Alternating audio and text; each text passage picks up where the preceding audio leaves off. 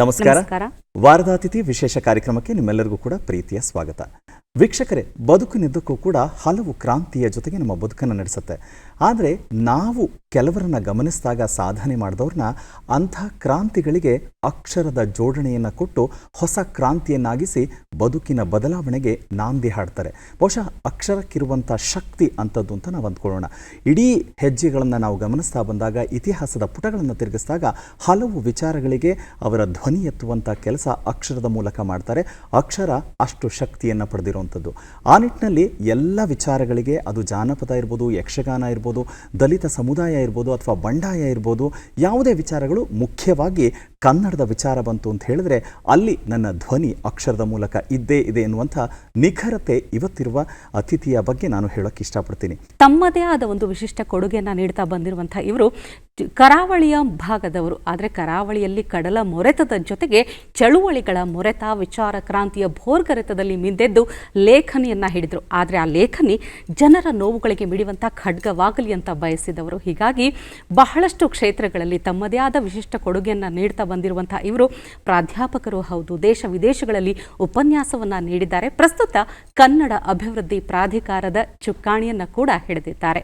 ಹಾಗಾದರೆ ಜಂಗಮ ಜಾನಪದ ವಿಶ್ವವಿದ್ಯಾಲಯ ಅಂತ ಕರೆಸಿಕೊಳ್ಳುವಂಥ ಆ ಸಾಧಕರ ಬದುಕಿನ ಪಯಣವನ್ನು ಒಮ್ಮೆ ಮೆಲುಕು ಹಾಕೋಣ. ಹಾಗಾದರೆ ಆ ಸಾಧಕರು ಯಾರು, ಅವರ ಕಿರುಪರಿಚಯವನ್ನು ಒಮ್ಮೆ ನೋಡ್ಕೊಂಡು ಬರೋಣ.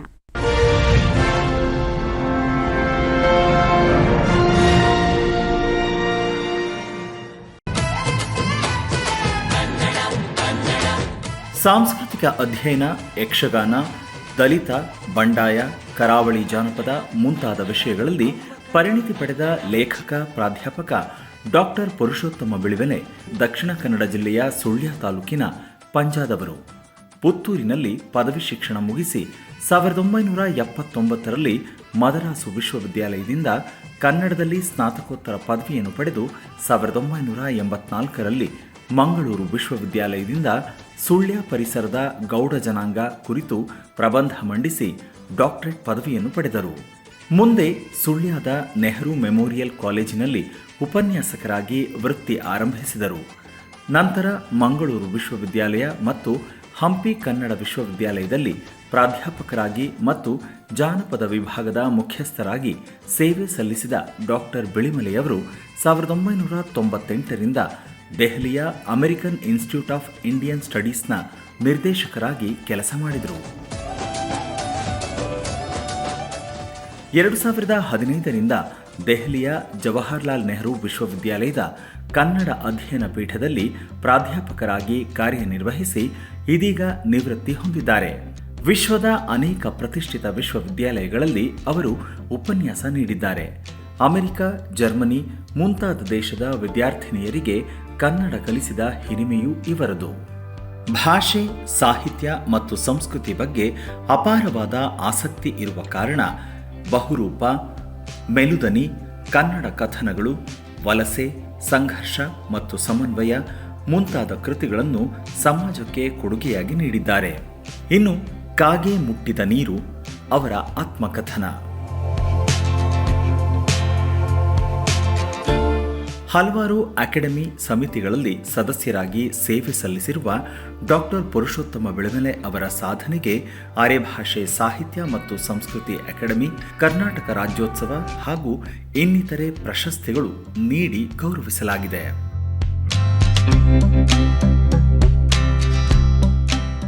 ಪ್ರಸ್ತುತ ಕನ್ನಡ ಅಭಿವೃದ್ಧಿ ಪ್ರಾಧಿಕಾರದ ಅಧ್ಯಕ್ಷರಾಗಿ ಕಾರ್ಯನಿರ್ವಹಿಸುತ್ತಿರುವ ಡಾಕ್ಟರ್ ಪುರುಷೋತ್ತಮ ಬಿಳಿಮಲೆ ಅವರಿಗೆ ಇಂದಿನ ಸಂಚಿಕೆಗೆ ಆತ್ಮೀಯ ಸ್ವಾಗತ.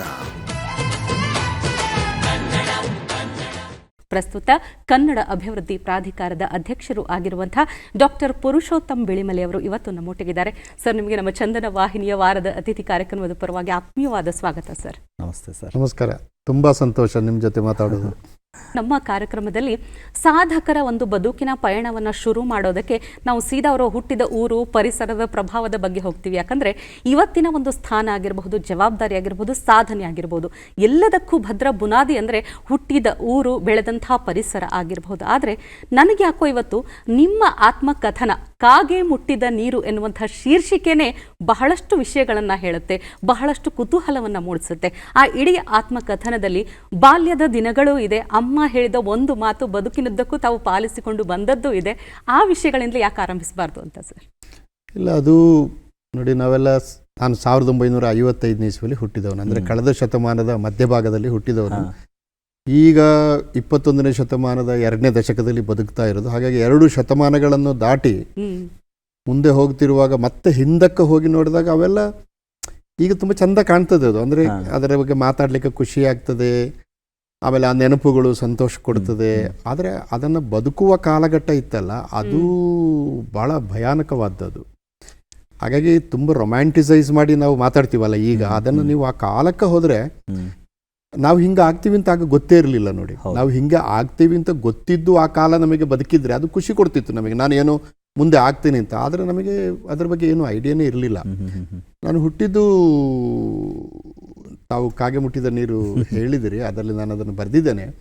ಈ ದಕ್ಷಿಣ ಕನ್ನಡ ಜಿಲ್ಲೆಯ ಕುಕ್ಕೆ ಸುಬ್ರಹ್ಮಣ್ಯ ಅಂತ ಇದೆ, ಅದರ ಹತ್ತಿರ ಒಂದು ಪಂಜ ಅಂತ ಒಂದು ಇದೆ. ಅಲ್ಲಿಂದ ಒಂದು ಸುಮಾರು 10 ಕಿಲೋಮೀಟರ್ ದೂರ ಹೋದರೆ ಬಂಟಮಲೆ ಸಿಗುತ್ತೆ ನಿಮಗೆ. ಅದು ಪಶ್ಚಿಮ ಘಟ್ಟದ ಒಂದು ಭಾಗ. ಅದು ಅಲ್ಲಿ ಒಂದು ಸಣ್ಣ ಪೊಟರೆ ಥರ ಒಂದು ಊರಿದೆ. ಅದು ನಮ್ಮ ಅಜ್ಜ ಕಾಡೆಲ್ಲ ಕಡಿದು ಒಂದು ಊರು ಮಾಡಿದ್ದದು ಆ ಕಾಲದಲ್ಲಿ, 19ನೇ ಶತಮಾನದ ಮೊದಲ ಭಾಗದಲ್ಲಿ.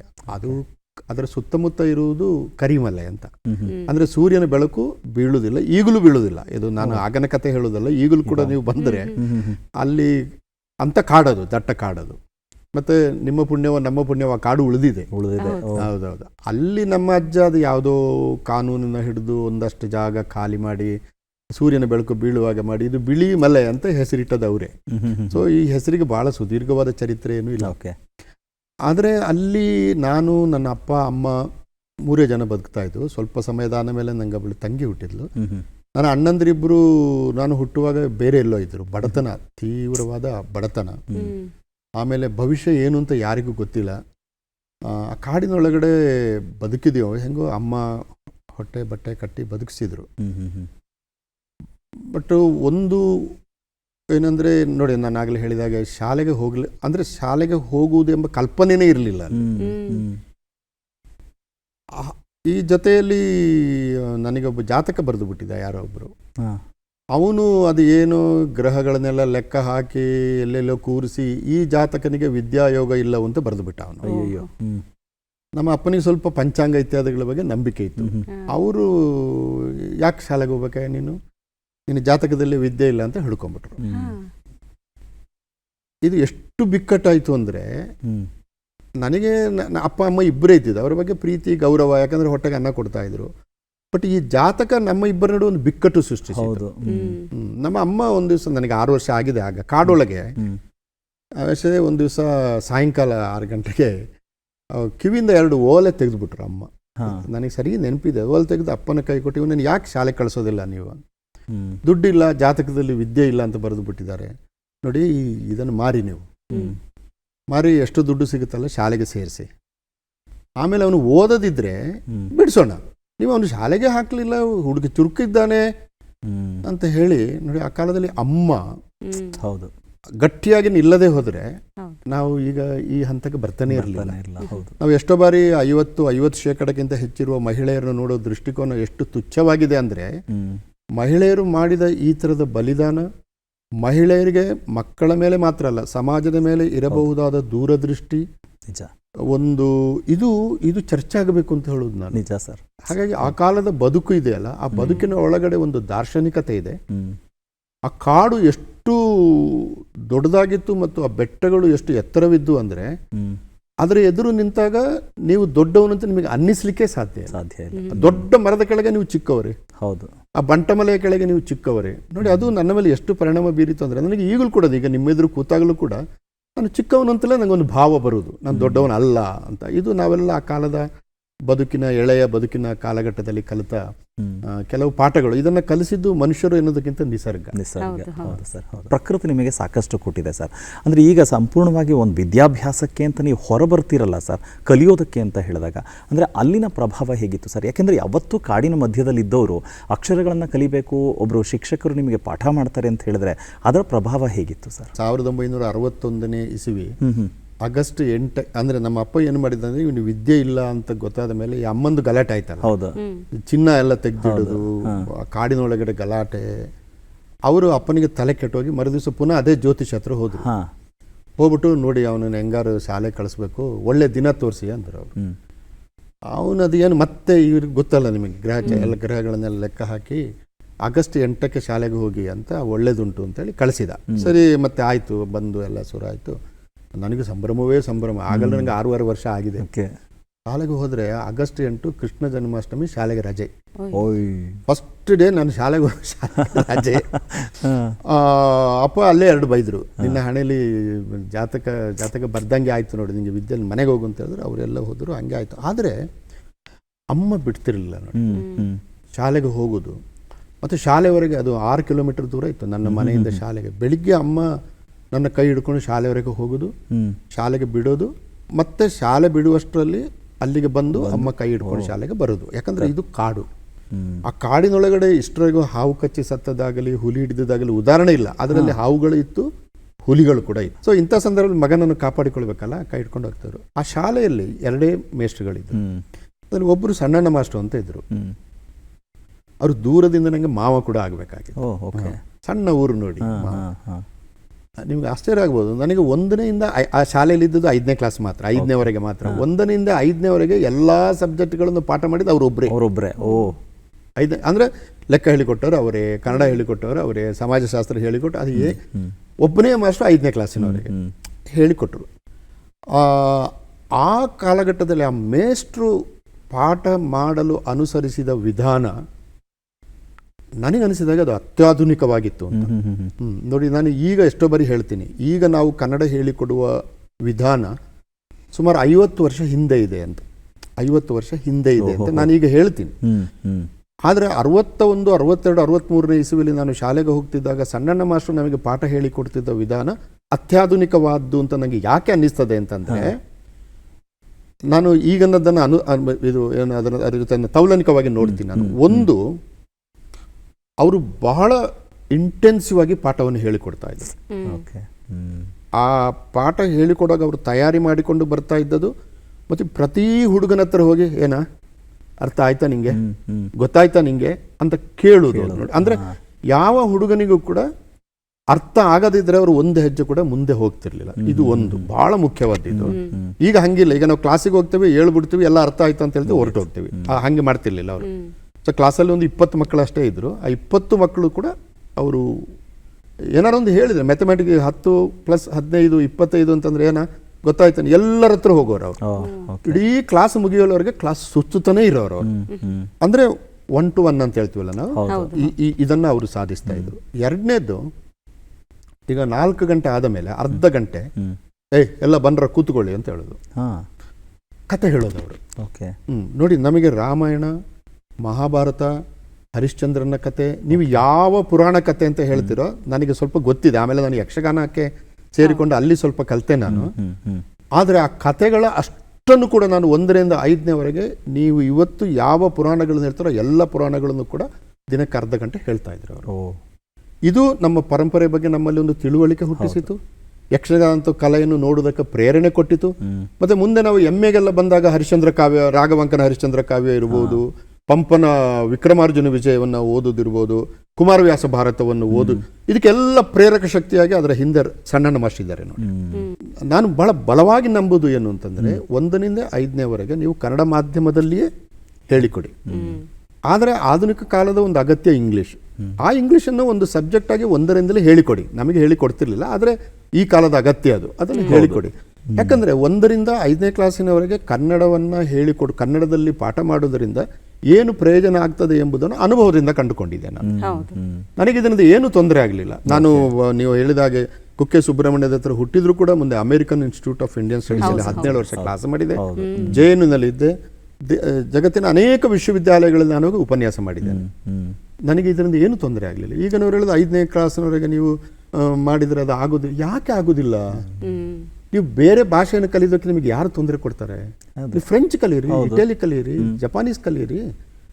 ಮಾತೃಭಾಷೆ ಬಿಡಬೇಡಿ. ಯಾಕಂದ್ರೆ ಅದು ನಿಮ್ಮ ಆಂತರಿಕವಾದ ಬೌದ್ಧಿಕವಾದ ವಿಕಾಸ ಮಾಡ್ತದೆ. ಹೌದು ಸರ್, ಹೌದು. ನಿಮ್ಮ ವ್ಯಕ್ತಿತ್ವಕ್ಕೆ ಒಂದು ಭದ್ರವಾದ ಬುನಾದಿಯನ್ನು ಕೊಡ್ತದೆ. ತಮ್ಮ ಬದುಕಿನ ಪಾಠ ಅಂದ್ರೆ ಕೈ ಹಿಡಿದು ನಡೆದುಕೊಂಡು ಹೋಗಿದ್ದು ಅಂದ್ರೆ ನಿಸರ್ಗ ಅಂತ ಹೇಳಿದ್ರಿ ಸರ್. ದಾರಿ ಮಧ್ಯೆ ಕಾಡು ಇತ್ತು ಅಂತ ಹೇಳಿದ್ರಿ, ಕಿರು ಹೊಳೆ ಕೂಡ ಇತ್ತು. ಆ ಹೊಳೆಯನ್ನ ದಾಟ್ಲಿಕ್ಕೆ ಅಂದ್ರೆ ಬಹುಶಃ ಮುಂದಿನ ದಿನಗಳಲ್ಲಿ ಎಷ್ಟೇ ಕಷ್ಟಗಳ ಹೊಳೆ ಬಂದರೂ ಕೂಡ ದಾಟೋದಕ್ಕೆ ಆ ಹೊಳೆ ಸಹಾಯ ಮಾಡ್ತು ಅಂತ ಅನ್ಸುತ್ತೆ ಸರ್. ಆ ಸಂದರ್ಭ ಹೇಳಬೇಕು ಅಂದ್ರೆ ಕಾಗೆ ಅನ್ನೋದರ ಬಗ್ಗೆ ಎಲ್ಲರಲ್ಲೂ ಇರುವಂತಹ ಒಂದಷ್ಟು ತಿಳುವಳಿಕೆಗಳಿದೆ, ತಪ್ಪು ತಿಳುವಳಿಕೆಗಳು. ಅದನ್ನ ನೀವು ಮೀರಿ ತಮ್ಮ ದೃಷ್ಟಿಕೋನದಲ್ಲಿ ನೋಡಿದಂಥದ್ದು, ಅದರ ಬಗ್ಗೆ ಹೇಳಿ ಸರ್. ಅಲ್ಲ, ಅದು ಆ್ಯಕ್ಚುಲಿ ಆ ಘಟನೆಯನ್ನು ನಾನು ಕನ್ನಡದಲ್ಲಿ ಭಾಳ ಹಿಂದೆ ಬರೆದದ್ದು ಎಷ್ಟು ಜನಪ್ರಿಯವಾಯಿತು ಅಂದರೆ, ಅದು ಈ ಆಥರ್ಸ್ ಬಯೋಗ್ರಫಿ ಅಂತ ಪೆಂಗ್ವಿನ್ ಅವರು ಪಬ್ಲಿಷ್ ಮಾಡಿದ್ರು. ಅದರಲ್ಲಿ ಅದು ಪ್ರಿಂಟ್ ಆಯ್ತು. ಅದು ಪ್ರಿಂಟ್ ಆದಮೇಲೆ ನಂಗೆ ಗೊತ್ತಾಯ್ತು, ಓ ಇದು ಎಷ್ಟು ಇಂಪಾರ್ಟೆಂಟ್ ಅಂತ. ಎಷ್ಟು ನಮ್ಮ ಸಾಮಾನ್ಯ ಹಳ್ಳಿಯ ಒಂದು ಅನುಭವ ಮುಖ್ಯ ಯಾಕೆ ಆಗ್ತದೆ, ನಮಗೆ ಅದ್ರ ಬಗ್ಗೆ ತಿಳುವಳಿಕೆನೇ ಇರೋದಿಲ್ಲ. ಅದು ಆದದ್ದು ಹೌದು, ಆದರೆ ಅದು ನಿಮಗೆ ಹೆಂಗೆ ಮುಟ್ಟುತ್ತದೆ, ನಿಮಗೆ ಹೆಂಗೆ ಮುಟ್ಟುತ್ತದೆ. ಅದು ಏನಾಯ್ತು ಅಂತಂದರೆ, ನೀವು ಆಗ ಹೇಳಿದಾಗೆ ನನ್ನ ಮನೆ ಮತ್ತು ಶಾಲೆಯ ನಡುವೆ ಒಂದು 6 ಕಿಲೋಮೀಟರ್, ಕೂತುಗುಂಜಿ ಶಾಲೆ, ಪಂಜ ಇನ್ನು 10 ಕಿಲೋಮೀಟರ್. ಈ ನಿಮಗೆ ಈ ಪಶ್ಚಿಮ ಘಟ್ಟದ ನದಿಗಳು ಹೆಂಗಿರ್ತವೆ ಅಂತಂದರೆ, ಅವು ಹಾರಿಕೊಂಡು ಹೋಗುದು.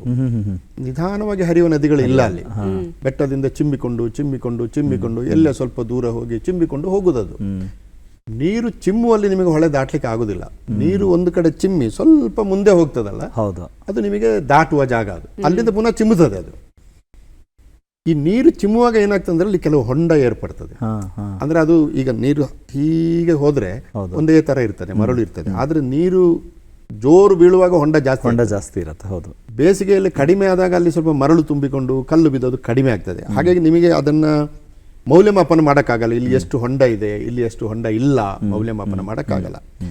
ಆಮೇಲೆ ನೀರು ಹೋಗುವಾಗ ನೀವು ಸ್ವಲ್ಪ ಎಚ್ಚರ ತಪ್ಪಿದ್ರೆ, ಸ್ವಲ್ಪ ನೀವು ಬಲಕ್ಕೆ ಹೋಗೋ ಬದಲು ಎಡಕ್ಕೆ ಹೋದ್ರೆ ಆಚೆ ಜರಿಗೆಗಳಾಗಿ ಬಿದ್ದು ಬಿಡ್ಬೋದು. ಯಾಕಂದ್ರೆ ನೀರಲ್ಲಿ ಹೋಗುವಾಗ ನಿಮಗೆ ಗೊತ್ತಾಗಲ್ಲ, ನಾನು ಸ್ಟ್ರೈಟ್ ಹೋಗ್ತಾ ಇದ್ದಾನೋ, ಬಲಕ್ಕೆ ಹೋಗ್ತಾ ಇದ್ದಾನೋ, ಎಡಕ್ಕೆ ಹೋಗ್ತಾ ಇದ್ದಾನೆ ಅಂತ ಗೊತ್ತಾಗಲ್ಲ. ಯಾಕಂದ್ರೆ ನೀರು ಹಿಂಗೆ ಹರಿತಾ ಇದ್ದಾಗ ನಿಮ್ಮ ಮೈಂಡ್ ಅದರೊಟ್ಟಿಗೆ ಹರಿತದೆ. ಹರಿಯೋದ್ರಿಂದ ನಿಮ್ಮ ಮೈಂಡ್ ಸ್ಥಿರವಾಗಿರುವುದಿಲ್ಲ. ಆದ್ರಿಂದ ಸ್ಟ್ರೈಟ್ ದಾಟು ಅಂತ ಹೇಳಿದ್ರು ಕೂಡ ಯಾರು ಕೂಡ ನದಿಯಲ್ಲಿ ಸ್ಟ್ರೈಟ್ ದಾಟಕ್ಕಾಗೋದಿಲ್ಲ, ಅನ್ಲೆಸ್ ನಿಂತ ನೀರಲ್ಲಿ ಆಗ್ತದೆ. ಹರಿಯುವ ನೀರಲ್ಲಿ ಆಗಲ್ಲ. ನೀವು ಹಿಂಗೆ ಹೋಗ್ತೀರಿ ಅಥವಾ ಅದನ್ನು ತಪ್ಪಿಸಿಕೊಳ್ಳೋದಕ್ಕೆ ಹಿಂಗೆ ಹೋಗ್ತೀರಿ. ಇದು ಅಮ್ಮನಿಗೆ ಗೊತ್ತಿತ್ತು ನೋಡಿ. ಅಮ್ಮ ಒಂದು ಈ ನಮ್ಮ ತೇಜಸ್ವಿ ಅವರ ಕರ್ವಾಲದಲ್ಲಿ ಬರುವ ಹಾಗೆ ಅದೊಂದು ಗ್ರಾಮೀಣ. ಅದಕ್ಕೆ ಅಮ್ಮ ಏನು ಹೇಳ್ತಿದ್ದಾರೆ ಅಂದರೆ, ಹೊಳೆ ದಾಟಿಸಿ ಬಿಡೋದು, ಶಾಲೆಯವರಿಗೆ ಹೋಗಿ ಬಿಟ್ಟು ಬರೋದು.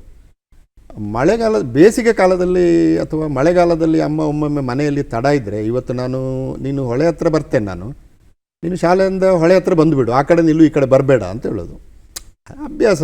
ನಾನು ಒಂದು 2 ಕಿಲೋಮೀಟರ್ ಮಕ್ಕಳೊಟ್ಟಿಗೆ ಬಂದು ಹೊಳೆ ಆಚೆ ಬದಿಯಲ್ಲಿ ನಿಲ್ಲೋದು, ಅಮ್ಮ ಬರುವಲ್ಲಿವರೆಗೆ ಕಾಯುದು. ಮಧ್ಯೆ ನೀರು, ಮಳೆಗಾಲದ ಇದು, ಬೇಸಿಗೆ ಕಾಲದಲ್ಲಿ ಅಷ್ಟು ಇರುವುದಿಲ್ಲ. ಒಂದ್ಸರಿ ಏನಾಯಿತು, ಶಾಲೆ ಬಿಟ್ಟು ಬಂದುಬಿಟ್ಟಿದ್ದೀನಿ 4:15. ಮಳೆ ಚುಮು ಮಳೆ ಬರ್ತಾ ಇದೆ. ಮಳೆ ಬಂದರೆ ಖುಷಿ ನಮಗೆ. ಅರ್ಧ ಚಡ್ಡಿ ಎಲ್ಲ ಒದ್ದೆ ಮಾಡಿಕೊಂಡು, ಅದು ನಮಗೆ ಖುಷಿಯೇ. ಅದು ಮಳೆ ಮೈ ಮೇಲೆ ಬೀಳದಿದ್ರು ಕೂಡ ಬೀಳುವ ಹಾಗೆ ಮಾಡೋ ಹಾಗೆ. ಹೌದೌದು, ಅದು ನಮ್ಮ ಒಂದು ಬದುಕಿನ ಭಾಗ. ಅದು ಈಗಲೂ ಕೂಡ ಮಾಡ್ತೇವೆ ನಾವು. ಅದು ಮಳೆ ಬಂದರೆ ಸ್ವಲ್ಪ ಹಿಂಗೆ ಹೋಗಿ ಬರೋಣ ಅಂತ ಹೊಳೆ ಬದಿಲಿ ಬಂದು ನಿಂತಿದ್ದೇನೆ. ಅಮ್ಮ ಬರಲಿಲ್ಲ. ಸರಿ ಬರ್ತಾಳೆ ಅಂತ ನಮಗೆ ಗೊತ್ತಿಲ್ಲ. ಅಮ್ಮ ಬರಲಿಲ್ಲ ಅಂದರೆ ನಮ್ಮ ಒಂದು ಕೆಲಸ ಕಲ್ಲು ತೆಗೆದು ಹೊಳೆಗೆ ಹಾಕೋದು. ಹಾಕೊಂಡಿದ್ದೆ. ಅಮ್ಮ ಬರಲಿಲ್ಲ.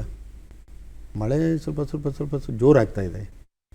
ಕತ್ತಲಾಯಿತು. ಅಲ್ಲಿ ನೀವು ಮಲೆನಾಡಿನಲ್ಲಿ 5:30 ಕತ್ತಲೆ ಆಗ್ತದೆ. ಎಷ್ಟು ಹೊತ್ತಾಗಿದೆಯೇನೋ, 5:30-6 ಗಂಟೆ ಆಗಿದೆ, ಸಂಪೂರ್ಣ ಕತ್ತಲೆ. ಅಮ್ಮ ಬರಲಿಲ್ಲ. ಏನು ಮಾಡೋದು ಅಂತ ಹಿಂದಕ್ಕೆ ಹೋಗೋಣವೇ 2 ಕಿಲೋಮೀಟರ್ ಹೋಗಬೇಕು ದೂರ. ಅಲ್ಲಿ ಹೋದ್ರೂ ಕೂಡ ಶಾಲೆಗೆ ಹೋಗ್ಬೇಕು. ಶಾಲೆಯಲ್ಲಿ ಮಲ್ಕೊಳ್ಳೋದು ಏನು ಅಂತ ಗೊತ್ತಿಲ್ಲ. ಈ ಮಲೆನಾಡಿನಲ್ಲಿ ಮರಗಳು ಹೆಂಗಿರ್ತವೆ ಅಂದ್ರೆ, ಅದ್ರ ಬೇರು ಅಗಾಲ ಇರ್ತದೆ ಹಿಂಗೆ. ಮೇಲೆ ಹೋಗಿ ಅದು ಮರ ಆಗ್ತದೆ. ಅದರ ಕೆಳಗಡೆ ಒಂದು ವಿಶಾಲವಾದ ಈ ಟೆಂಟ್ ಆಗ್ತೀವಲ್ಲ ಅಂತ ಒಂದು ರಚನೆ ಸೃಷ್ಟಿ ಆಗ್ತದೆ.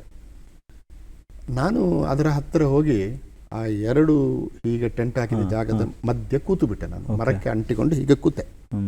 ಗೊರಬೆ ಅಂತ ನಿಮಗೆ ಗೊತ್ತಿರ್ಬೇಕು, ಗೊರಬೆ. ಆ ಗೊರಬೆಯನ್ನ ತಲೆ ಮೇಲೆ ಹಾಕೊಂಡು ಹೋಗುದು. ಅದನ್ನು ಹಿಂಗೆ ಮುಖಕ್ಕೆ ಇಟ್ಕೊಂಡ್ಬಿಟ್ಟೆ. ಮುಖಕ್ಕೆ ಇಟ್ಟುಕೊಂಡ್ರೆ ಮತ್ತೆ ಕಾಣೋದಿಲ್ಲ, ಜಗತ್ತು ಕಾಣಲ್ಲ. ಮಳೆ ಸ್ವಲ್ಪ ತಣ್ಣೆ, ಅಲ್ಲೇ ಕೂತು ಮಳೆ ಸ್ವಲ್ಪ ಬರ್ತಾ ಇತ್ತು, ಜೋರು ಬರಲಿಲ್ಲ, ಅಲ್ಲೇ ನಿದ್ದೆ. ಎಷ್ಟೊತ್ತಿಗೆ ನಿದ್ದೆ ಮಾಡಿದ್ನೋ ಏನು ಗೊತ್ತಿಲ್ಲ ನೋಡಿ. ಆ ವಯಸ್ಸು ಬೆಳಿಗ್ಗೆ 6:30 7 ಗಂಟೆ ಆಗುವಾಗ ಅಮ್ಮ ಬಂದು ಕಣ್ಣಲ್ಲೆಲ್ಲ ನೀರು ತುಂಬಿಸಿಕೊಂಡು ಎಬ್ಬಿಸ್ತಾರೆ ನನ್ನ. ನೋಡಿದ್ರೆ ಅಮ್ಮ ಕಣ್ಣಲ್ಲಿ ನೀರು, ಅಮ್ಮನಿಗೂ ಕಣ್ಣಲ್ಲಿ ನೀರು, ನಮಗೂ ಕಣ್ಣಲ್ಲಿ ನೀರು. ಕೇಳಿದೆ ಅಮ್ಮನಿಗೆ, ಯಾಕೆ ಬರಲಿಲ್ಲ ನಿನ್ನೆ ರಾತ್ರಿ ಅಂತ.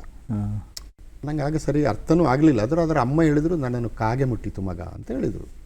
ಕಾಗೆ ಮುಟ್ಟಿತ್ತು ಅಂತ. ಕಾಗೆ ಮುಟ್ಟಿದರೆ ಅಂದರೆ ನಮ್ಮ ಹಳ್ಳಿಯ ಕಾಗೆ ಮುಟ್ಟಿದರೆ ಮೈಯಲ್ಲಿ ರಕ್ತ ಬರ್ತದೆ ಅಂತ ಅಮ್ಮ ಹೇಳಿದರು. ಕಾಗೆ ಮುಟ್ಟಿದ್ರೆ ಮೈಯಲ್ಲಿ. ನಾವು ತಿಳ್ಕೊಳ್ಳೋದು ಹೆಂಗಂದ್ರೆ ಕಾಗೆ ಕಚ್ಚಿದೆ ಅಮ್ಮನಿಗೆಲ್ಲೋ ಅಂತ. ಮತ್ತೆ ಇದು ಅಮ್ಮನಿಗೆ ಮಾತ್ರ ಕಾಗೆ ಯಾಕೆ ಕಚ್ಚಬೇಕು, ಅಪ್ಪನಿಗೆ ಯಾಕೆ ಕಚ್ಚಲ್ಲ? ನಮ್ಮ ಅವ್ರಿಗೆ ಯಾರ ಹತ್ರ ಕೇಳೋದು? ಕೆಲವು ವೈಜ್ಞಾನಿಕವಾದ ವಿವರಗಳನ್ನು ಯಾರು ಕೊಡ್ತಿರ್ಲಿ. ಬಟ್ ಅಮ್ಮ ಹೇಳಿದ್ರು, ಕಾಗೆ ಮುಟ್ಟಿದಾಗ ಕಾಡಲ್ಲಿ ಹೋಗಬಾರ್ದು, ಹೋದ್ರೆ ಈ ಪಿಶಾಚಿಗಳು, ರಣ ಅಂತ ನಮ್ಮಲ್ಲಿ ಒಂದು ಶಬ್ದ ಇದೆ, ರಣ, ಅದೆಲ್ಲ ಬ್ಲಡ್ ಅನ್ನು ಸಕ್ ಮಾಡ್ತದೆ. ಮೈಯಿಂದ ಹೊರಗೆ ಬ್ಲಡ್ ಬಂದ್ರೆ ಸಕ್ ಮಾಡಿದ್ರೆ ನಾ ಸತ್ತು ಹೋಗ್ತೇನೆ, ನಿಂಗೆ ಅಮ್ಮ ಇಲ್ವಲ್ಲ ಅಂತ. ಹಂಗಾರೆ ನೀ ಬಾರದು, ಒಳ್ಳೇದಾಯ್ತು ಅಂತಂದೆ ನಾನು. ಹಾಗೆ ಕರ್ಕೊಂಡೋದ್ರು. ಸೊ ಈ ಕಾಗೆ ಮುಟ್ಟಿದ ನೀರು ಎಂಬ ಒಂದು ನನ್ನ ಅಂದರೆ ಅದೊಂದು ಭಯಾನಕವಾದ ಅನುಭವ. ಮತ್ತೆ ಆ ಮರ ಈಗಲೂ ಇದೆ, ಆ ಹೊಳೆ ಈಗಲೂ ಇದೆ. ಯಾರು ಬಂದ್ರು ಕೂಡ ನನ್ನ ಊರಿಗೆ ನನ್ನ ಗೆಳೆಯರು ಬಂದ್ರೆ ಕರ್ಕೊಂಡು ಹೋಗ್ಲಿಕ್ಕೆ ಉಂಟು ನಾನು. ಹೌದು, ಹೋಗಿ ನೋಡಪ್ಪ ಇದು ಅಂತ ಅವರು ಎಂಜಾಯ್ ಮಾಡ್ತಾರೆ. ನಾನು ಒಬ್ಬನೇ ಹೋದ್ರೆ ಅಮ್ಮ ನೆನಪಾಗ್ತಾರೆ, ನಮ್ಮ ಮಲಗಿದ ನೆನಪಾಗ್ತದೆ, ಕಣ್ಣು ನೀರು ಬರ್ತದೆ, ಅದು ಬೇರೆ. ಅದು ಆದ್ರೆ ಗೆಳೆಯರ ಹತ್ರ ಬರುವಾಗ ಅಷ್ಟು ಇಮೋಷನಲ್ ಆಗಲ್ಲ.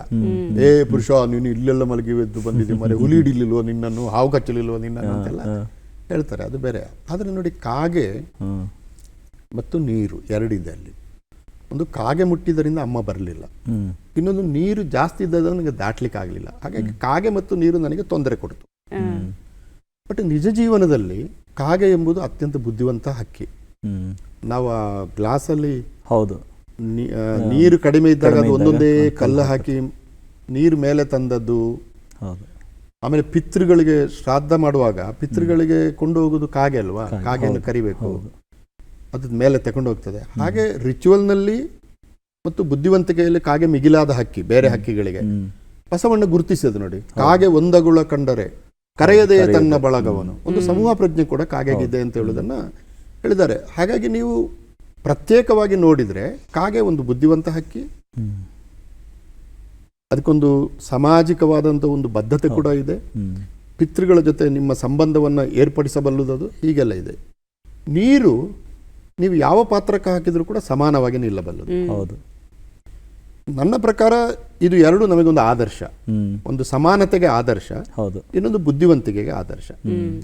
ಆದರೆ ಆ ಕಾಡಿನಲ್ಲಿ ಏನಾಯ್ತು, ಒಂದು ಕಾಗೆ ಮುಟ್ಟಿದ್ದರಿಂದ ಅಮ್ಮ ಬರಲಿಲ್ಲ, ಆ ನೀರು ಇದ್ದದ್ರಿಂದ ನಮಗೆ ಅದನ್ನು ದಾಟ್ಲಿಕ್ಕೆ ಆಗಲಿಲ್ಲ. ಅಂದ್ರೆ ಯಾವುದು ಅತ್ಯುತ್ತಮವೋ ಅದು ನನಗೆ ಆ ಕ್ಷಣಕ್ಕೆ ಅತ್ಯುತ್ತಮವಾಗಿ ಉಳಿಲಿಲ್ಲ. ಇದನ್ನೊಂದು ರೂಪಕವಾಗಿ ತಕೊಂಡ್ರೆ ನಮ್ಮ ಬಹುತೇಕ ಬದುಕು ಹೀಗೆ. ಬಹುತೇಕ ಬದುಕು ಹೀಗೆ ಅಂದ್ರೆ ನಾನು ನನ್ನನ್ನು ಬೂಸ್ಟ್ ಮಾಡಿಕೊಳ್ತಾ ಇಲ್ಲ, ನನಗೆ ಈಗ ಬೂಸ್ಟ್ ಮಾಡಿಕೊಂಡು ಏನು ಆಗಬೇಕಾಗಿಲ್ಲ. ಆದರೆ ತಕ್ಕ ಮಟ್ಟಿನ ಬುದ್ಧಿವಂತಿಕೆ ನಾವು ಬೆಳೆಸ್ಕೊಂಡು ಕಷ್ಟಪಟ್ಟು ಬೆಳೆಸ್ಕೊಂಡು ಬಂದ್ವಿ. ನಮಗೆ ಜಾತಿಯ ಹಿನ್ನೆಲೆ ಇಲ್ಲ, ಪೊಲಿಟಿಷಿಯನ್ಗಳ ಹಿಂದೆ ನಾವು ಹೋಗಲಿಲ್ಲ, ಗುಂಪು ರಾಜಕೀಯ ನಾವು ಮಾಡಲಿಲ್ಲ. ನಾವೇ ಹೋರಾಟ ಮಾಡಿಕೊಂಡು ಅಮ್ಮನ ನೆನಪು, ಅಪ್ಪನ ನೆನಪು, ಸಣ್ಣಣ್ಣ ಮಾಸ್ಟರ್ ನೆನಪು, ಈ ನೆನಪಿನಿಂದ ನಾನು ಜೆಎನ್ಯುವರೆಗೆ ಮುಟ್ಟಿದ್ನೋ ಇಲ್ವೋ. ಹೌದು ಸರ್, ಇಷ್ಟೇ. ಹಾಗಾಗಿ ಕಾಗೆ ಮುಟ್ಟಿದ ನೀರು ಎಂಬುದು ಅತ್ಯುತ್ತಮವಾಗಿದ್ದಾಗಲೂ ಕೂಡ ಅದು ಅತ್ಯುತ್ತಮ ಅಲ್ಲ ಅಂತ ಹೇಳುವ ಸಮಾಜಕ್ಕೆ ಒಂದು ಒಂದು ಪ್ರತಿಮೆಯಾಗಿ ಕಂಡದ್ರಿಂದ ಆ ಪುಸ್ತಕವನ್ನು ಇಟ್ಟೆ. ಅದರ ಹಿಂದೆ ನನ್ನ ಇಡೀ ಬದುಕಿನ ಚರಿತ್ರೆ ಇದೆ ಅಂತ. ಹೌದು ಸರ್. ಈ ಬದುಕಿನ ಹಾದಿಯನ್ನು ಗಮನಿಸಿದಾಗ ಇನ್ನೊಂದು ವಿಚಾರ ಅಂತ ಹೇಳಿದ್ರೆ, ನಿಮ್ಮ ವಿದ್ಯಾಭ್ಯಾಸ ನೀವು ಯಾವತ್ತೂ ಕೂಡ ಆದ್ಯತೆ ಕೊಡ್ತೀರಾ. ಮದ್ರಾಸ್ ವಿಶ್ವವಿದ್ಯಾಲಯದಲ್ಲಿ ಕನ್ನಡದಲ್ಲಿ MA ಮಾಡಿ ಮೊದಲ ರ್ಯಾಂಕ್ ಗಳಿಸ್ತೀರಾ. ಕನ್ನಡವನ್ನೇ ಮಾಡಬೇಕು ಅನ್ನುವಂಥ ನಿಮ್ಮ ಒಳಗಡೆ ಆಸಕ್ತಿನ ತುಂಬಿದ್ದು ಅಥವಾ ನಿಮಗೆ ಬಂದಿದ್ದು ಹೇಗೆ ಸರ್? ಅದು ಇದಕ್ಕೆ 100ಕ್ಕೆ 100 ಕಾರಣ ನನ್ನ ಅಪ್ಪ. ಅವರು ಯಕ್ಷಗಾನ ಕಲಾವಿದರಾಗಿದ್ದರು. ಅವರು ನಾವು ಅಂದರೆ ನಾನು 5ನೇ 6ನೇ ಕ್ಲಾಸ್ವರೆಗೆ ಶಾಲೆಗೆ ಸೇರುವಲ್ಲಿವರೆಗೆ 6 ವರ್ಷದವರೆಗೆ ನಾನಿದ್ದದ್ದು ವಾಟೆಕಜೆ ಅಂತ ಒಂದು ಹಳ್ಳಿ, ಕಾಡು ಅದು. ಈಗಲೂ ಅಲ್ಲಿ ಒಂದೇ ಮನೆ ಇರೋದು. ನೀವು ಆ ಮನೆಗೆ ಹೋಗ್ಬೇಕಾದ್ರೆ ಒಂದು 6-7 ಕಿಲೋಮೀಟರ್ ನಡ್ಕೊಂಡು ಹೋಗ್ಬೇಕು. ಈಗ ಒಂದು 600 ರೂಪಾಯಿ ಕೊಟ್ಟರೆ ಒಂದು ಜೀಪ್ ನಿಮ್ಮನ್ನು ಹೆಂಗಂಗಂಗ ಮಾಡಿ ಕರ್ಕೊಂಡು ಹೋಗಿ ಬಿಡ್ತದೆ. ಅಲ್ಲಿ ಈಗಲೂ ಹಂಗೆ ಇದೆ. ಅಲ್ಲಿ ನಮ್ಮನ್ನು ಅಪ್ಪ 5 ಗಂಟೆಗೆ ಬೆಳಿಗ್ಗೆ ಏಳಿಸ್ತಾ ಇದ್ರು. ಏಯ್ ಹೇಳ ಅಂತ. ಅಲ್ಲಿ ಅಪ್ಪ ಅಮ್ಮ ನಾನು ಈ ಅಪ್ಪ ಅಮ್ಮ ಅವ್ರಿಗೆ ಏನಾರು ಇದ್ದೇ ಇರ್ತದಲ್ಲ, ಸಣ್ಣ ಪುಟ್ಟ ಜಗಳ, ಆಮೇಲೆ ಅದು ಇದು ಏನು ಅದು ತರಲಿಲ್ಲ, ಏನು ಸಂಸಾರದಲ್ಲಿ ದೊಡ್ಡ ಮಟ್ಟಿನ ಜಗಳಗಳಲ್ಲ ಅವು, ಸಣ್ಣ. ಆದರೆ ನಾನು ಮಗು ನೋಡಿ ಒಬ್ಬನೇ ಇದ್ದೆ, ನನ್ನ ಅಣ್ಣಂದಿಬ್ಬರು ಬೇರೆ ಕಡೆ ಆಲ್ರೆಡಿ ಹೋಗ್ಬಿಟ್ಟಿದ್ರು. ಸೊ ಅಪ್ಪ ನನ್ನನ್ನು 5 ಗಂಟೆಗೆ ಹೇಳೋದು, ಹೇಳ ಅಂತ ಕಣ್ಣು ಉಜ್ಜಿಕೊಂಡು ಹೇಳೋದು, ಕೂತ್ಕೊಂಡು ಅಪ್ಪ ಕುಮಾರವ್ಯಾಸ ಭಾರತ ಹೇಳೋರು. ಓ ನಿಂಗೆ ಗೊತ್ತಾ ನಿಂಗೆ ಕತೆ, ಸಣ್ಣನ ಮಾಸ್ಟರ್ ಶಾಲೆಯಲ್ಲಿ ಹೇಳೋರು, ಮನೆಯಲ್ಲಿ ಅಪ್ಪ ಹೇಳಿದ್ರು. ಹಾಗೆ ಕುಮಾರವ್ಯಾಸ ಭಾರತ ಹೇಳ್ತಾ ಇದ್ರು, ರನ್ನನ ಗದಾ ಇದ್ದ ಹೇಳ್ತಾ ಇದ್ರು. ಮತ್ತೆ ಅವರು ಯಕ್ಷಗಾನದ ನಮ್ಮ ಅಪ್ಪನಿಗೆ ಟಚ್ ಇದ್ದದ್ರಿಂದ ಯಕ್ಷಗಾನದ ಕಥೆಗಳನ್ನು ಹೇಳೋರು ನೋಡಿ. ಹಾಗಾಗಿ ನನಗೆ ಸುಮಾರು 3ನೇ ವರ್ಷದಿಂದ 4ನೇ ವರ್ಷದಿಂದ ಅಂತ ಇಟ್ಟುಕೊಳ್ಳಿ, ಶಾಲೆಗೆ ಸೇರುವವರೆಗೆ ಮತ್ತು ಮುಂದೆ ಹೈಸ್ಕೂಲಿಗೆ ಹೋಗುವವರೆಗೆ ನನ್ನ ಅಪ್ಪ ಆಗಾಗ ಕನ್ನಡ ಕಾವ್ಯಗಳನ್ನು ಕೂತ್ಕೊ ಹೇಳ್ತೀನಿ ನಾನು ಹೇಳೋರು. ಆಮೇಲೆ ಪುರುಷ ಬಾ ಯಕ್ಷಗಾನ ನೋಡೋಣ ಅಂತ ತಾಳಮದ್ದಲೆ ಕರ್ಕೊಂಡೋರು.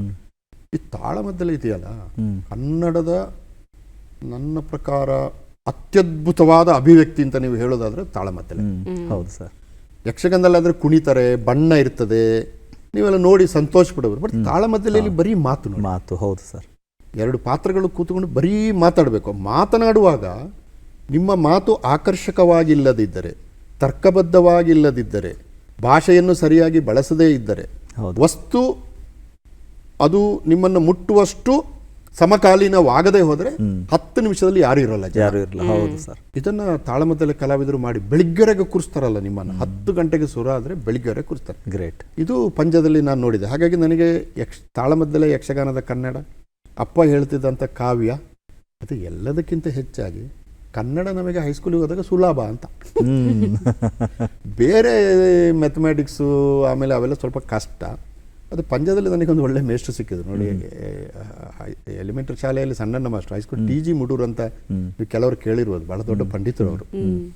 ಅಂಥ ಒಂದು ಊರಿನ ಪ್ರಭಾವದಲ್ಲಿ TG ಮುಡೂರು ಭಾಳ ಚೆನ್ನಾಗಿ ಕನ್ನಡ ಪಾಠ ಮಾಡೋರು. ನೀರೊಳಗಿರ್ದಂ ಬೆಮರ್ತನ್ ಉರಗ ಪತಾಕಂ, 6 ಬೆಮರ್ತನ್ ಬಿಳಿಮಲೆ ಹೇಳು ಅನ್ನೋದು. ಸೊ ನಾವು ಭಾರಿ ಅಂದರೆ ನನ್ನ ಬಿಳಿಮಲೆ ಅಂತ ಮೊದಲು ಕರೆದವರು ನನ್ನ ಮೇಷ್ಟ್ರು. 6 ಬೆಮರ್ತನ್ 7 ಬಿಳಿಮಲೆ. ಹೀಗೆ ಕನ್ನಡದ ವಾತಾವರಣ ಅದು ತುಂಬ ಚೆನ್ನಾಗಿದೆ. ಇನ್ನೊಂದು ಹೇಳ್ಬಿಡ್ತೀನಿ ನಾನು ಈಗಲೇ. ಆ ಮುಡೂರು ಅವರು ಏನು ಮಾಡಿದ್ರು ಅಂದರೆ ಒಂದ್ಸರಿ ನಾಟಕ ಮಾಡಿಸಿದ್ರು. ಒಂದು ನಾಟಕ, ನಾನು 8ನೇ ಕ್ಲಾಸಲ್ಲಿದ್ದೆ. ಅದು ಯಾವುದು ಅಂದರೆ ಈ ಫ್ರೆಂಚಿನ ಒಂದು ಲಾ ಮಿಸರೇಬಲ್ ಅಂತ ಒಂದು ಕಾದಂಬರಿ ಇದೆ, ವಿಕ್ಟರ್ ಹ್ಯೂಗೋ ಒಂದು. ವಿಕ್ಟರ್ ಹ್ಯೂಗೋನ ಲಾ ಮಿಸರೇಬಲ್. ಇದನ್ನು 1959ನೇ ಇಸವಿಯಲ್ಲಿ ಪುತ್ತೂರಿನ AP ಸುಬ್ಬಯ್ಯ ಅವರು ಕನ್ನಡಕ್ಕೆ ಅನುವಾದ ಮಾಡಿದರು. ಅದರಲ್ಲಿ ಒಂದು ಮೊದಲ ಭಾಗ ಇದೆ, ಧರ್ಮಾಧಿಕಾರಿಯ ದೀಪಸ್ತಂಭಗಳು ಅಂತ. ಅದನ್ನು ಯಾರೋ ನಾಟಕ ಮಾಡಿದರು, ಅದರ ಆಥರ್ನ ಹೆಸರು ನನಗೆ ನೆನಪಿಲ್ಲ. ಅದರಲ್ಲಿ ಒಬ್ಬ ಧರ್ಮಾಧಿಕಾರಿ ಇರ್ತಾನೆ, ಒಬ್ಬ ಕಳ್ಳ ಇರ್ತಾನೆ.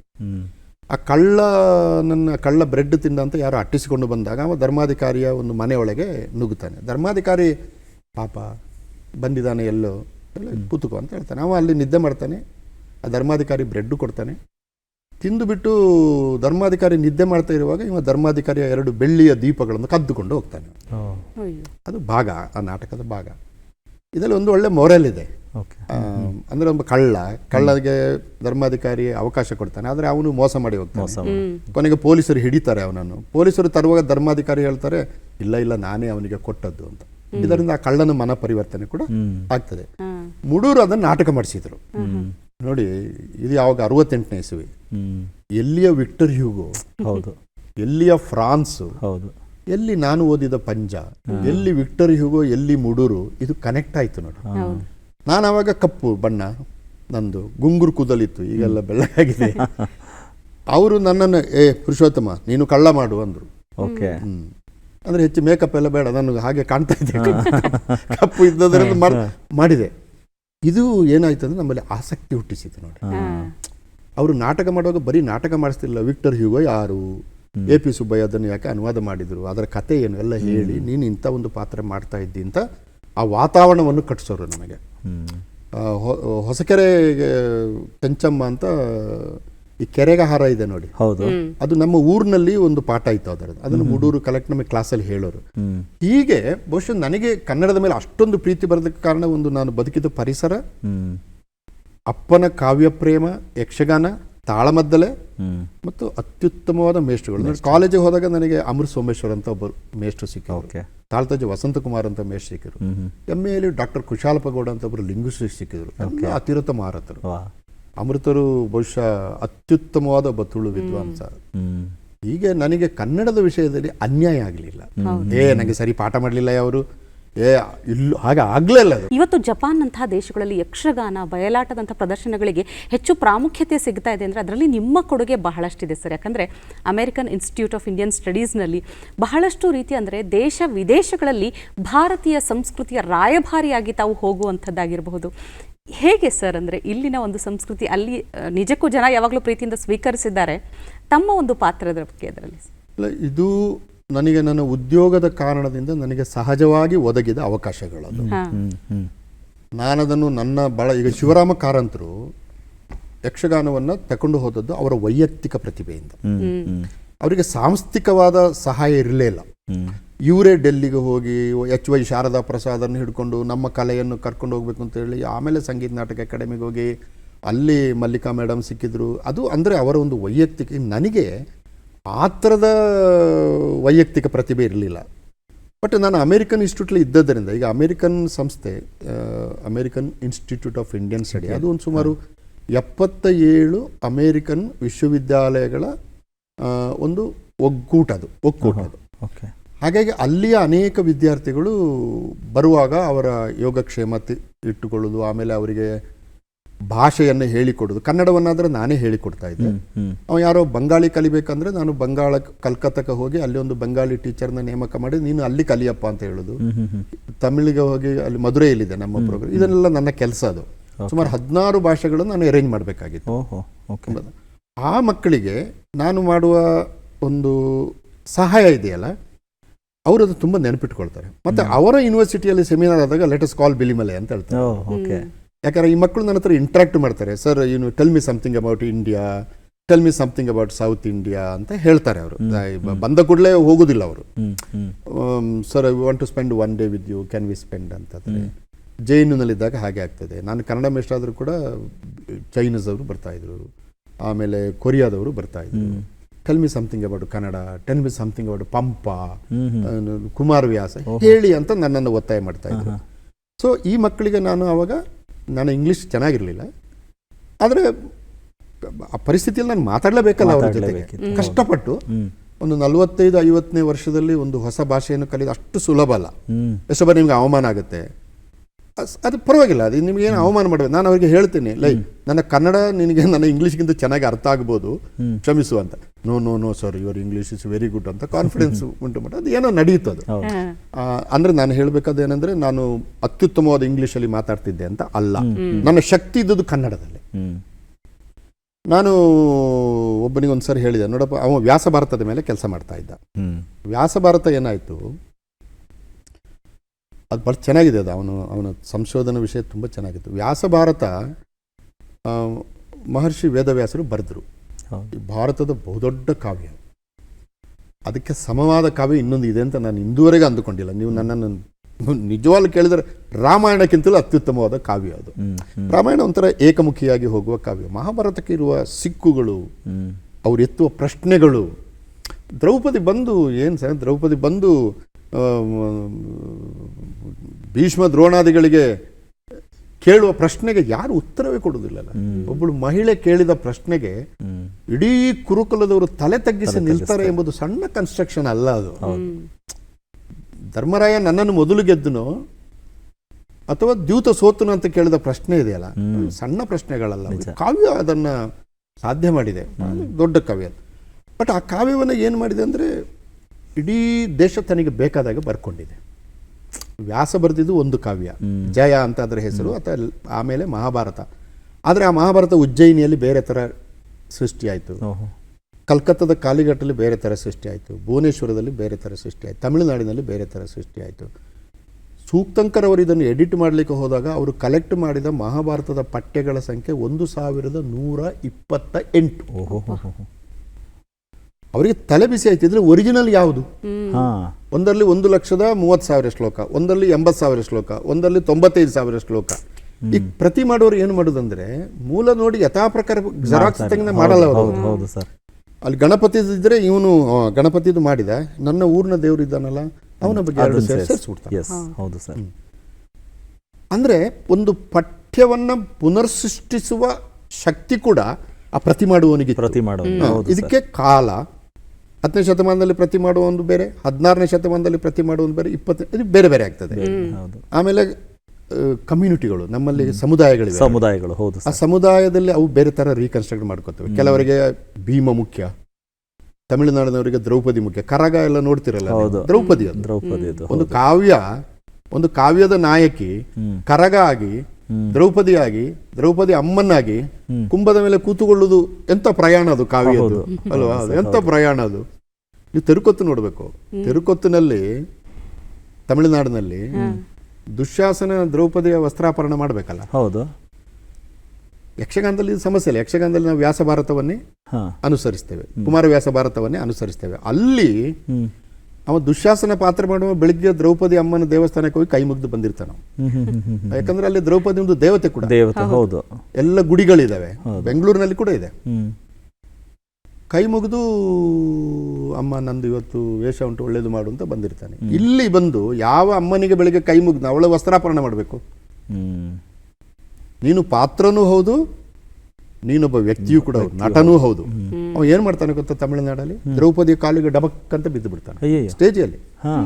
ಬಿದ್ದು, ಅಮ್ಮ ನಾನು ನಿನ್ನ ಸೀರೆ ಎಳಿಬೇಕು, ಇದು ನಾನು ಮಾಡುವ ಬಹಳ ದೊಡ್ಡ ತಪ್ಪು, ನಾನು ನಿನ್ನ ಸೀರೆ ಮುಟ್ಟಿದರೆ, ನಿನ್ನ ಮೈ ಮುಟ್ಟಿದರೆ ನನ್ನನ್ನು ಕ್ಷಮಿಸಬೇಕು, ಆದರೆ ನಾನು ತೆರುಕೊತ್ತಿನ ಒಬ್ಬ ನಟ, ಇದನ್ನು ಮಾಡಲೇಬೇಕಾದು ನನ್ನ ಕರ್ತವ್ಯ, ಹಾಗಾಗಿ ನಾನು ತಪ್ಪು ಮಾಡಿದರೆ ಕ್ಷಮಿಸು ಅಂತೇಳಿ ಶುರು ಮಾಡ್ತಾನೆ ಎನ್ನಡಿ.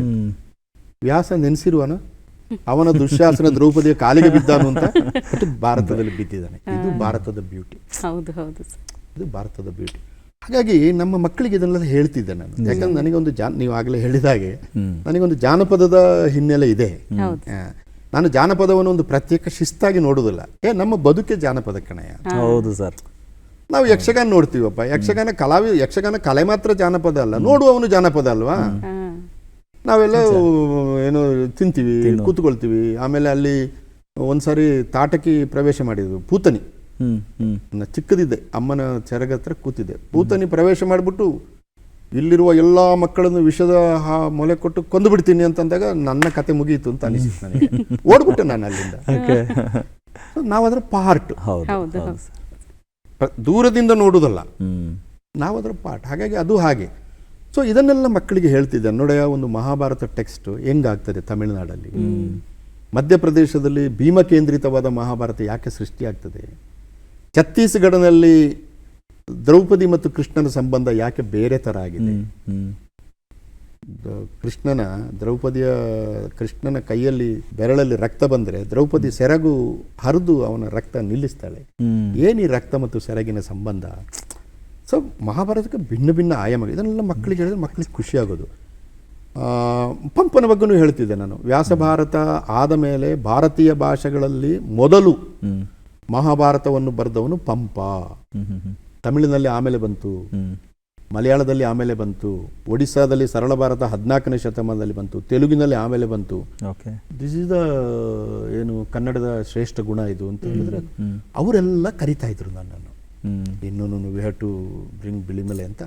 ಹಾಗಾಗಿ ಅಲ್ಲೆಲ್ಲ ಹೋಗ್ತಾ ಇದ್ದೆ. ಬಟ್ ನಾನೊಂದು ಇಂಪಾರ್ಟೆಂಟ್ ಆದ ಮಾತು ಏನು ಹೇಳ್ಬೇಕಾ, ನಾನು ಎಲ್ಲಿ ಹೋದರೂ ಕೂಡ ನನ್ನ ಶಕ್ತಿ ಇದ್ದದ್ದು ಕರ್ನಾಟಕ ಕನ್ನಡ. ಅದನ್ನು ಹೇಳುವುದಕ್ಕೆ ಒಂದು ಭಾಷೆಯಾಗಿ ನಾನು PPT ಮಾಡ್ತಾ ಇದ್ದೆ, ಇಂಗ್ಲೀಷನ್ನು ಬಳಸಲೇಬೇಕು, ಅದು ಆಯ್ತು. ಬಿಟ್ಟರೆ ನಾನು ಯಕ್ಷಗಾನದ ಬಗ್ಗೆ ಮಾತಾಡೋದು, ನಾನು ತಾಳಮದ್ದಲೆ ಬಗ್ಗೆಯೇ ಮಾತಾಡೋದು. ನಾನು ಶ್ರವಣಬೆಳಗೊಳದಲ್ಲಿ ಹೆಂಗೆ ಉತ್ತರ ಭಾರತದಿಂದ ಜೈನರು ಬಂದು ಶ್ರವಣಬೆಳಗೊಳದಲ್ಲಿ ನೆಲೆಯಾದರು, ಭದ್ರಬಾಹು ಭಟ್ಟಾರರು, ಚಂದ್ರಗುಪ್ತ ಮೌರ್ಯರು ಅಂತಲೇ ಹೇಳೋದು. ಯಾಕೆ ಚೋಳರಿಗೆ ಬೇಡವಾದಂಥ ಒಬ್ಬ ರಾಮಾನುಜಾಚಾರ್ಯರು ನಾವು ಕರ್ಕೊಂಡು ಬಂದು ಮೇಲುಕೋಟೆಯಲ್ಲಿ ಯಾಕೆ ಕೂರಿಸಿದ್ವು ಅಂತಲೇ ಹೇಳೋದು. ಶಂಕರಾಚಾರ್ಯರು ಬಿಹಾರದಲ್ಲಿ ವಾದದಲ್ಲಿ ಸೋಲಿಸಿ ಸುರೇಶಾಚಾರ್ಯ ಅಂತ ಹೆಸರು ಬದಲಾಯಿಸಿ ಶೃಂಗೇರಿಗೆ ಯಾಕೆ ಕಳಿಸಿದ್ರು ಅಂತಲೇ ಹೇಳೋದು ನಾನು. ಅಂದ್ರೆ ನನ್ನ ಕೇಂದ್ರ ಕರ್ನಾಟಕ, ಅದು ನನ್ನ ಶಕ್ತಿ. ಹೌದು ಸರ್.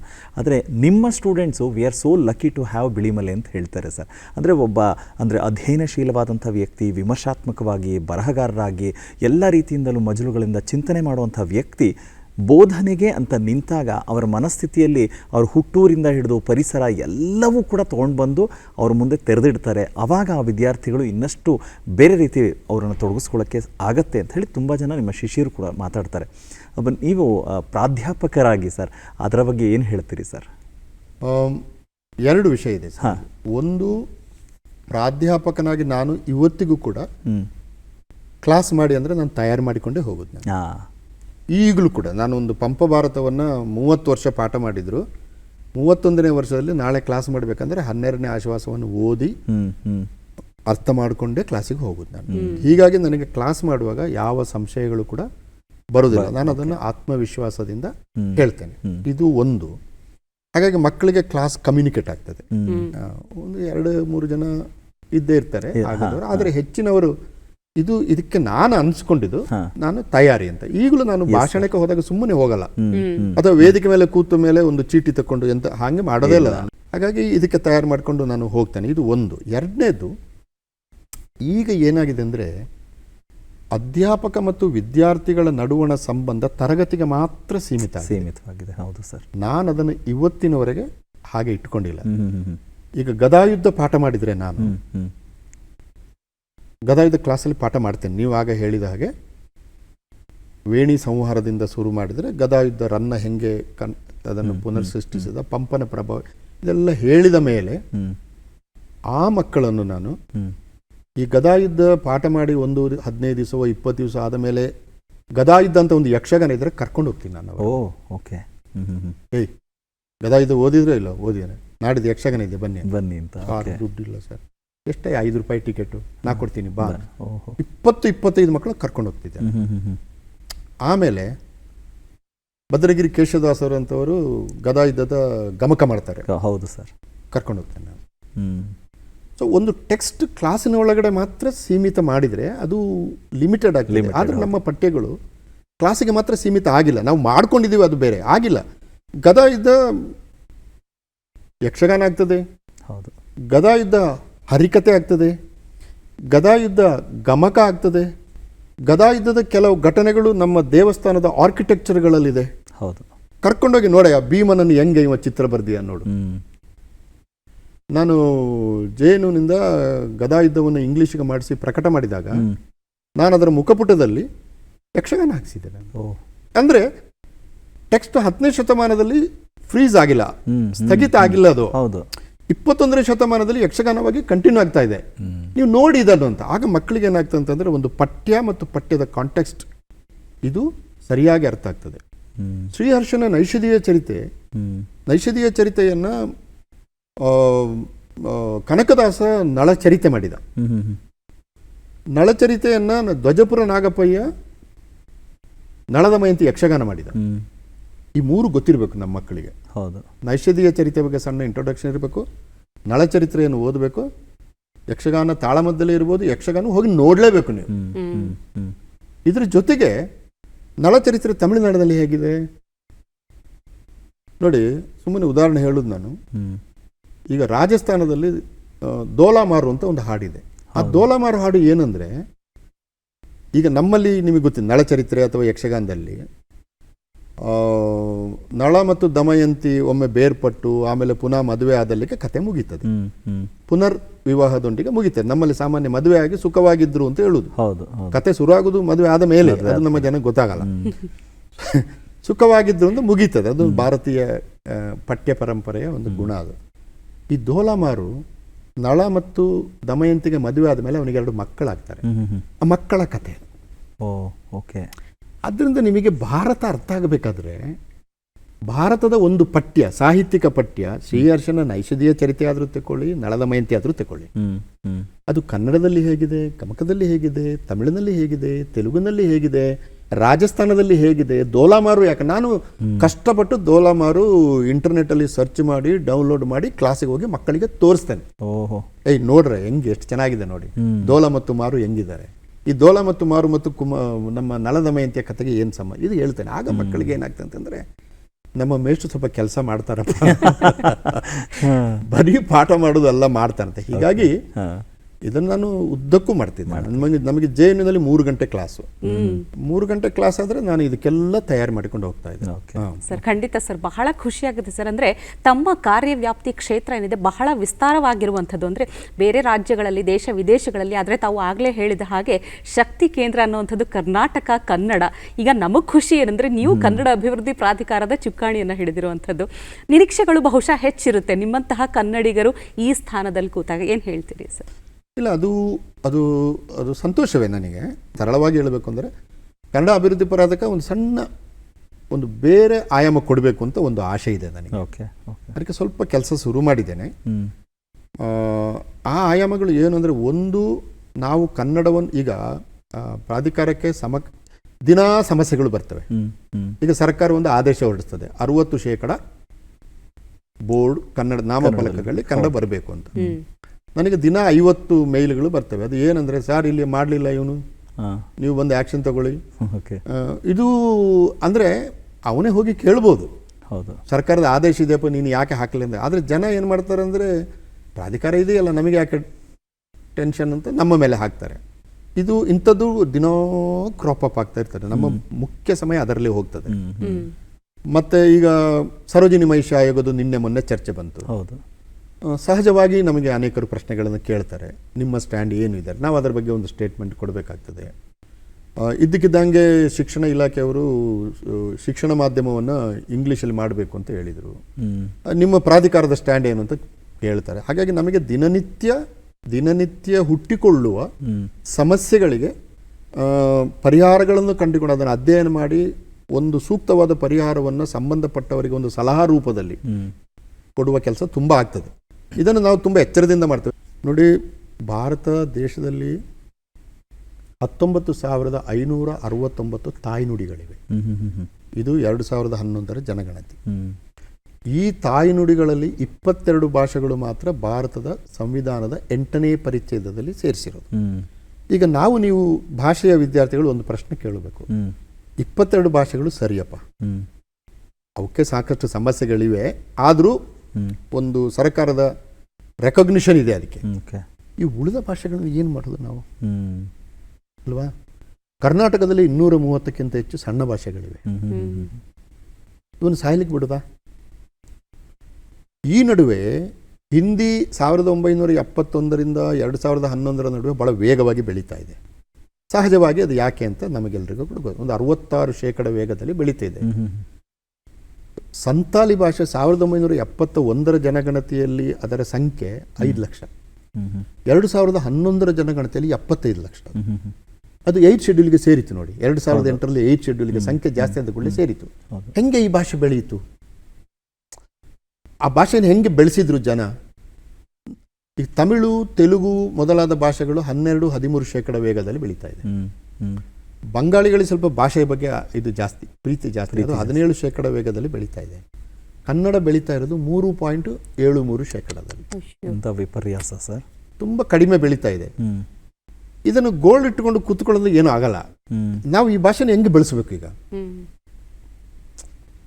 ಎಲ್ಲಿ ಸೋಲ್ತಾ ಇದ್ದೀವಿ ನಾವು ಎಂಬುದನ್ನು ಸರಿಯಾಗಿ ಅರ್ಥ ಮಾಡಿಕೊಂಡು, ಅದಕ್ಕೆ ನಾನು ಆಗ ಹೇಳಿದ್ದು, ಪ್ರಾಧಿಕಾರಕ್ಕೆ ಈ ಥರದ ಒಂದು ಸರ್ಕಾರದ ಕಾರ್ಯಕ್ರಮಗಳ ಜೊತೆ ಸೇರಿಕೊಂಡು ಮಾಡೋದ್ರ ಜೊತೆ ಈ ಥರದ ಒಂದು ಹೊಸ ಆಯಾಮಗಳನ್ನು, ಅದಕ್ಕೆ ಈ ಕರ್ನಾಟಕದ ಸಣ್ಣ ಭಾಷೆಗಳ ಸಬಲೀಕರಣಕ್ಕೆ ಒಂದು ಮಾರ್ಗಸೂಚಿಯನ್ನು ಸರ್ಕಾರಕ್ಕೆ ಸಲ್ಲಿಸುವುದು, ಕನ್ನಡ ಭಾಷೆಯ ಬೆಳವಣಿಗೆಗೆ.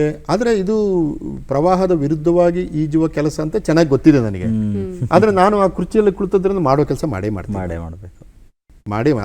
ಅದು ಸರಿಯೋ ತಪ್ಪ ಎಂಬುದಕ್ಕಿಂತ ಇದು ಯೋಜನೆ. ನಾನು ಅದನ್ನು ಸಮರ್ಥಿಸಿಕೊಳ್ತೇನೆ, ಅದನ್ನು ಮಾಡ್ತೇನೆ. ಇಷ್ಟೆಲ್ಲ ಕೆಲಸಗಳನ್ನು ಮಾಡಬೇಕಾದ್ರೆ, ಯಾಕಂದರೆ ಬರವಣಿಗೆ ಇದೆ ನಿಮ್ಮದು, ಸಂಪಾದಕತ್ವ, ಅನುವಾದ, ಜೊತೆಗೆ ಬೋಧನೆ, ಇಷ್ಟೆಲ್ಲ ಜೊತೆಗೆ ಮತ್ತೆ ಪಯಣ, ಎಲ್ಲ ಕಡೆ ಓಡಾಟಗಳು, ಮತ್ತು ಇನ್ನೊಂದು ಕಡೆ ಅಧಿಕಾರ, ಇದೆಲ್ಲದನ್ನು ನಿಭಾಯಿಸಬೇಕಾದ್ರೆ ಮನೆಗೆ ಸಮಯ ಕೊಡೋದು ಕಡಿಮೆ ಏನೋ ಅಂತ ಅನಿಸ್ಬಿಡುತ್ತೆ ಎಲ್ರಿಗೂ. ಬಟ್ ಆ ಮನೆಯನ್ನು ನಿಭಾಯಿಸೋದಕ್ಕೆ ಅಂತ ಹೇಳಿದ್ರೆ ಮನೆಯವರು ಬೇಕು. ಸೊ ನಿಮ್ಮ ಕುಟುಂಬದ ಬಗ್ಗೆ ಹೇಳಿ ಸರ್. ಕುಟುಂಬ ಅಂದರೆ ನೋಡಿ, ನಾವು 4 ಜನ ಅಣ್ಣ ತಮ್ಮಂದಿರು. ನಮ್ಮ ಅಪ್ಪನಿಗೆ ಅಲ್ಲಿ ಜಾಗ ಸಣ್ಣದು, 1 ಎಕರೆ ಕೂಡ ಇಲ್ಲ ಅದು. ಈಗ ನಮ್ಮ ಅಪ್ಪ ಏನು ಹೇಳಿದಂದರೆ, ನಮ್ಮ ಅಪ್ಪನಿಗೆ ವಿದ್ಯೆ ಬಗ್ಗೆ ಎಲ್ಲ ತುಂಬ ಗೌರವ ಇತ್ತು, ಓದಬೇಕು, ಅಂದರೆ ನೆಹರು, ಯಕ್ಷಗಾನ ಇತ್ಯಾದಿಗಳು.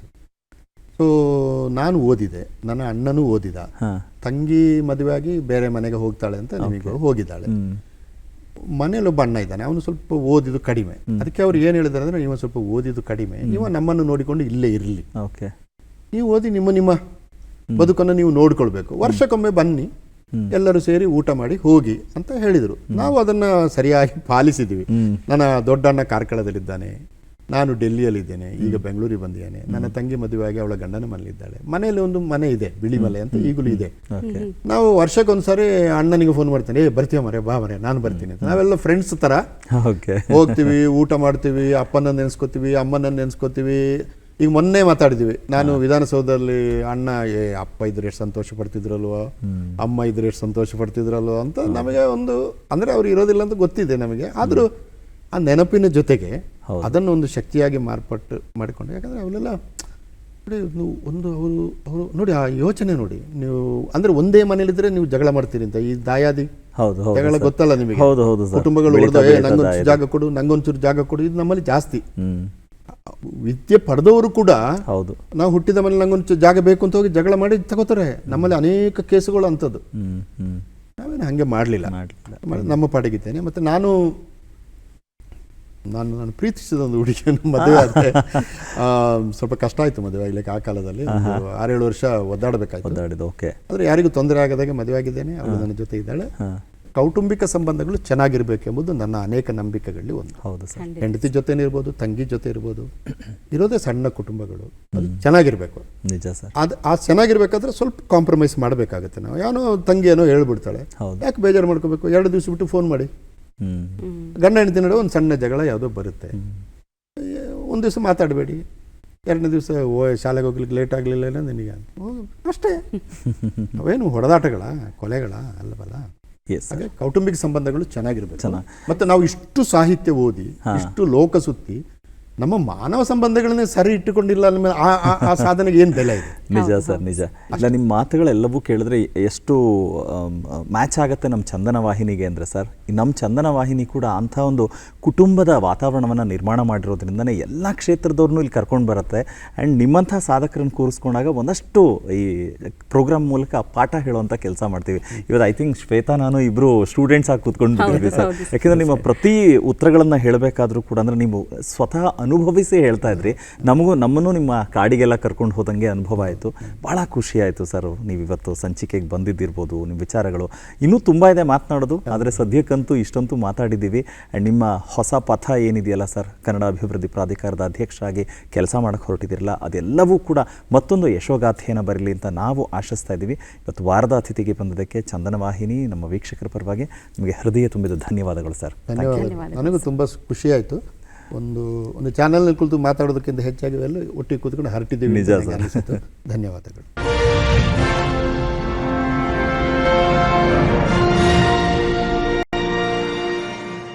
ನೋಡಿದ್ರಲ್ಲ ವೀಕ್ಷಕರೇ, ನಿಜಕ್ಕೂ ಇವತ್ತಿನ ಸಾಧಕರ ಬದುಕಿನ ಪಯಣವನ್ನು ನೋಡಿದಾಗ ಇಷ್ಟೊಂದು ಕ್ಷೇತ್ರಗಳಲ್ಲಿ ತಮ್ಮದೇ ಆದ ಕೊಡುಗೆ ನೀಡಿ ಕೊನೆಯದಾಗ ನಿಜಕ್ಕೂ ನಮಗೆ ಬೇಸರ ಅನ್ನಿಸುವಂಥದ್ದಂದರೆ, ಬೇರೆ ಭಾಷಿಕರನ್ನು ನೋಡಿದಾಗ ಇನ್ನಾದರೂ ನಮ್ಮ ಕನ್ನಡಿಗರು ಎಚ್ಚೆತ್ತುಕೊಳ್ಬೇಕು, ಕನ್ನಡ ಭಾಷಾಭಿಮಾನವನ್ನು ಹೆಚ್ಚಾಗಿ ತೋರಿಸಿಕೊಳ್ಬೇಕು ಅನ್ನುವಂಥ ನಿಟ್ಟಿನಲ್ಲಿ ಇನ್ನಾದರೂ ಕನ್ನಡವನ್ನು ಹೆಚ್ಚು ಬಳಸೋಣ ಅಂತ ಹೇಳ್ತಾ ಇವತ್ತಿನ ಕಾರ್ಯಕ್ರಮವನ್ನು ಮುಗಿಸ್ತಾ ಇದ್ದೀವಿ. ಮುಂದಿನ ಕಾರ್ಯಕ್ರಮದಲ್ಲಿ ಮತ್ತೊಬ್ಬ ಅತಿಥಿಯೊಂದಿಗೆ ಭೇಟಿಯಾಗೋಣ ಅಂತ ಹೇಳ್ತಾ ನಮಸ್ಕಾರ.